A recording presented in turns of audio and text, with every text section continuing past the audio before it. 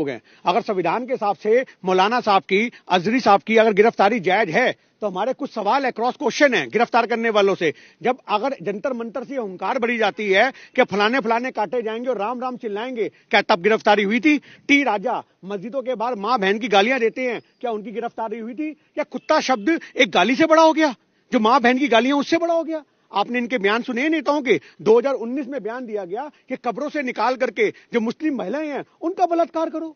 आप ये देखो कि संसद में बैठे संसदीय क्षेत्र के लोग, इतने बड़े संवैधानिक पद पे बैठे लोगों के ये बयान है, नेताओं के बयान है कि कब्रों से निकाल करके, मतलब तुम जिंदा को तो छोड़ नहीं रहे हो और मुर्दा के साथ भी बलात्कार करोगे। वाह रे वाह, तुम्हारी महिमा सरकार। और यही सारे हमारे सबसे बड़े सवाल हैं कि आज की डेट में इन लोगों को गिरफ्तार क्यों नहीं किया गया?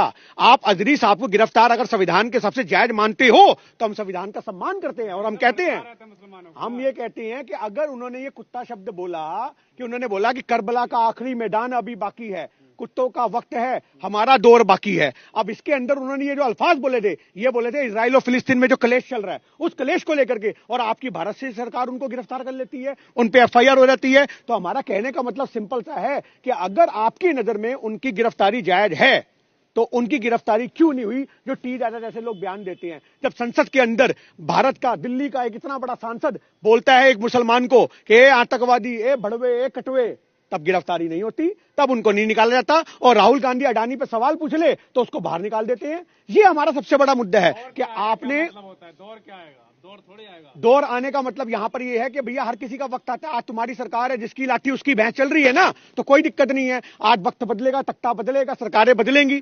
आज की डेट में अगर संविधान के हिसाब से देश नहीं चल रहा तो सवाल बनते हैं। अगर संविधान के हिसाब से अजहरी साहब की गिरफ्तारी जायज है तो जितने मैंने पॉइंट रखे हैं उनकी गिरफ्तारी क्यों नहीं हुई? महिलाओं का, मुस्लिम महिलाओं का बलात्कार करने की बात की जाती है, कोई गिरफ्तारी नहीं होती। उनको राम राम बोलेंगे, काटे जाएंगे, तब गिरफ्तारी नहीं होती। इतने बड़े बयान दे दिए तब गिरफ्तारी नहीं होती। संसद के अंदर बैठ करके एक सांसद को बोला जाता है ए आतंकी, ए मुसलमान, ए कटवे, आप समझो, तब गिरफ्तारी नहीं होती। कुत्तों का वक्त है ये, इससे क्या मतलब? कुत्तों का वक्त, भैया जिसके लिए भी कुत्ता बोला है वो अपने आप को कुत्ता क्यों समझ रहा है?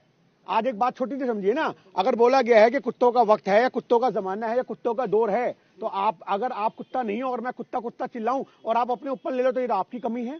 ना तो उन्होंने किसी धर्म का नाम लिया, ना तो उन्होंने किसी बंदे का नाम लिया, आपने उसको सांप्रदायिकता से जोड़ा ना। तो हमारा मुद्दा सिंपल सा है कि जब आप महिलाओं का बलात्कार करने की बात करते हो, फलानों को काटने की बात करते हो, इनके ठाकुर साहब बोलते हैं गोली मारो सालों को, तो इससे बड़ा बयान क्या होगा भड़काने वाला? क्या ये मुस्लिम लोगों को प्रवोक करने की बात नहीं है? और उसके बाद सुरेश चौरंकड़े जैसे लोग मुफ्ती साहब के चेहरे के ऊपर सूअर की शक्ल लगा लगा के एक प्रोग्राम चलाते हैं, तो क्या वो देश में भड़काने वाली बात नहीं है? तो ये भी कह रहे हैं कुत्ता हिंदुओं को कहा गया है। ये तो उनकी गलतफहमी है ना। यही तो मैं आपसे कह रहा हूं कि आज हमारे देश में सांप्रदायिकता की आग में अगर देश को कोई झोंक रहा है तो वो देश का गोदी मीडिया है, सुरेश चौरंकड़े जैसे लोग हैं। अब एक बात सोचिए, मुफ्ती साहब एक धर्मगुरु हैं, एक धर्मगुरु के चेहरे के ऊपर अगर आप सूअर की शक्ल लगाओगे तो आपको क्या लगता है कि देश के अंदर आप एक देश में नफरत का माहौल नहीं परोस रहे? मुफ्ती साहब का कुत्ता शब्द तो फिर भी लोगों ने, मुट्ठी भर लोगों ने सुना होगा, पर तुमने अपना लाखों हजारों करोड़ों लोगों को व्यूअरशिप है उसमें मुफ्ती साहब के चेहरे पर सूअर की शक्ल लगा करके मुसलमानों को प्रवोक करने का काम किया है। कब इसकी गिरफ्तारी होगी सुरेश चौरंकड़े की? हम ये मांग करते सरकार से,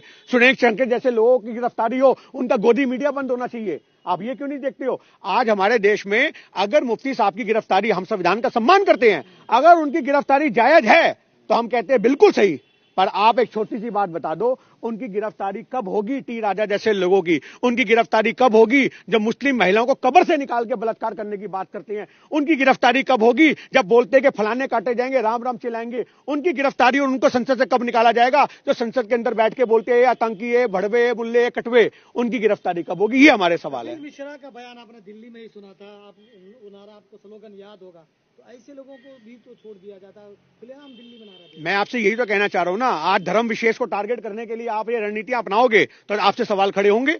आप अगर देश में एक संविधान के हिसाब से देश चलाओगे तो फिर आप हिंदू और मुसलमान मत देखो।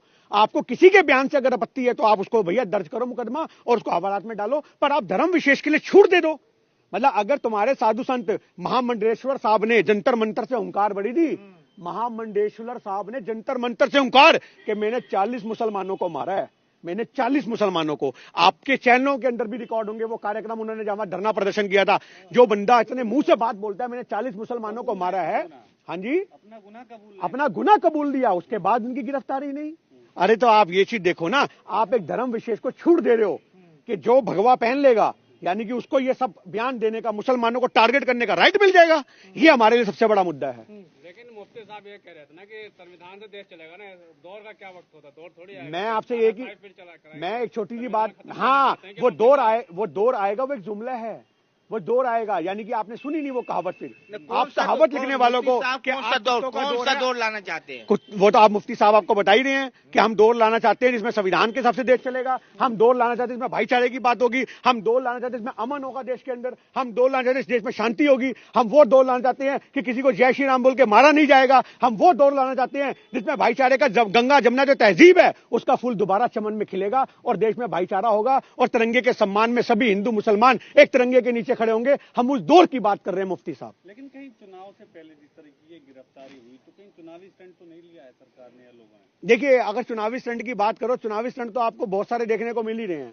आपने अभी देखा कश्मीर के अंदर एक सिख भाई को गोली मार दी गई, आपने देखा।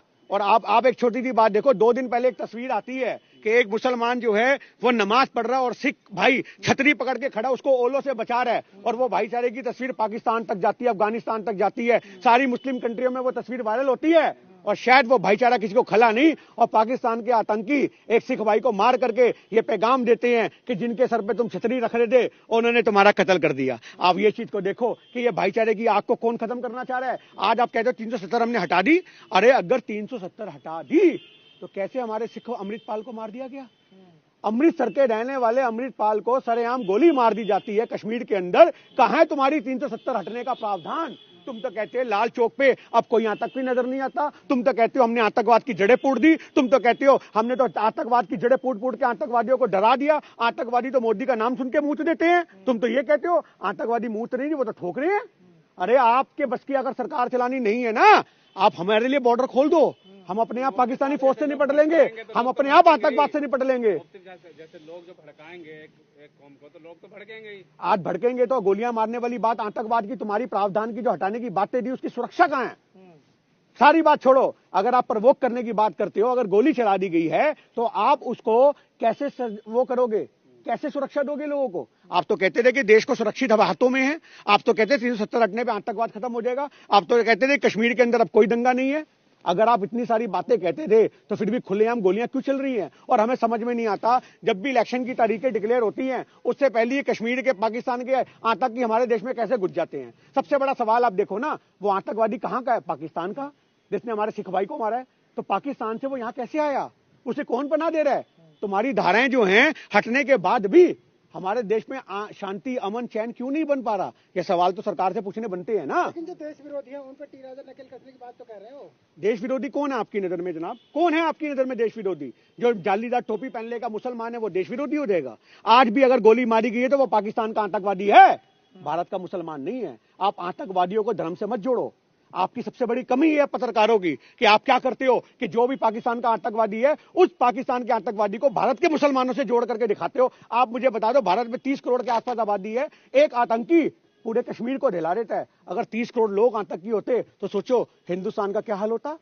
जो भाईचारे से रहने वाले लोग हैं तुम उनको जबरदस्ती आतंकी का टैग लगाते हो। भारतीयों को कह रहे हैं ना जो भारत के दुश्मन रहते, भारत के दुश्मन है तो आज सरकार क्या कर रही है? क्या कर रही है सरकार 10 साल से? जो भारत के दुश्मन है उनको क्यों नहीं गिरफ्तार किया गया? आप भारत के दुश्मन किनको कह रहे हो? मैं आपसे वही सवाल बार बार कर रहा हूं। जो मूछे मुंडा करके दाढ़ियां रखते हैं वो नजर में आपकी भारत के मुसलमान हैं, वो आपकी देश में की दंगाई हैं, वो आपकी देश में नफरत फैलाते हैं। 26 तारीख को किसी के घर पे तिरंगे नहीं लहरा रहे थे। एक मुसलमान भाई को हमने देखा था जो एक इमारत पे चढ़ रहा था मस्जिद की, और वो कम से कम ना करते 50 फुट ऊंची लोहे की ग्रिल पे चढ़ करके उसने वहां पे तिरंगा लहराया था।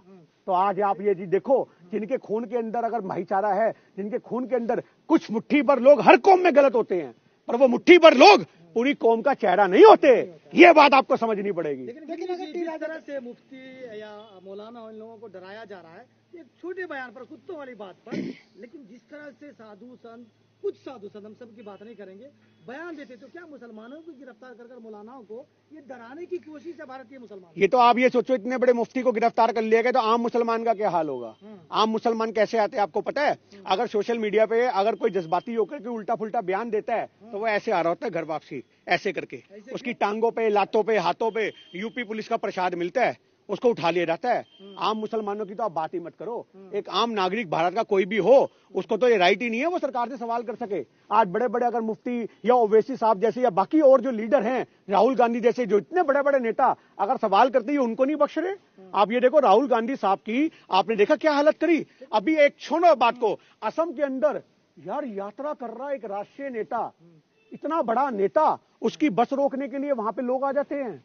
कैसे आ गए? आप सुरक्षा नहीं दे पाए।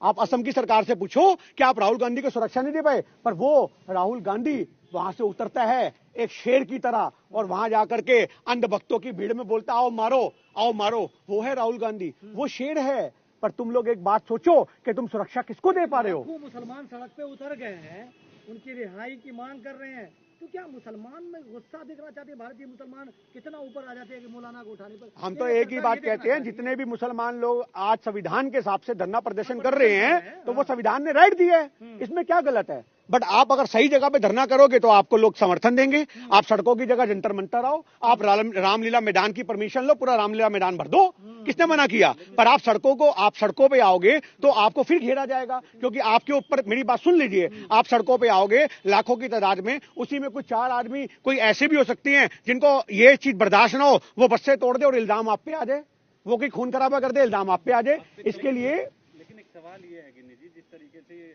मुफ्ती साहब वाला मामला चर्चा में आया, वहीं मीडिया ने उन्हें जहरीला बयान और जहरीला मौलाना करके संबोधित किया, तो ये भी तो कहीं ना कहीं एक तरह से जहरीला या जब तक हमारा संविधान कहता है कि जब तक किसी आदमी का जुर्म साबित ना हो जाए, आप संविधान की तरफ से उसे मुजरिम भी नहीं कह सकते, उसे मुजरिम कहना भी गलत होगा। और आपने तो मुफ्ती साहब की गिरफ्तारी पे ही, खाली एक FIR पे ही अपना आप कोर्ट का फैसला सुना दिया। अगर सारे फैसले थाने में होने हैं, सारे फैसले मीडिया में होने हैं, तो आप बंद कर दो फिर कोर्ट कचहरी को।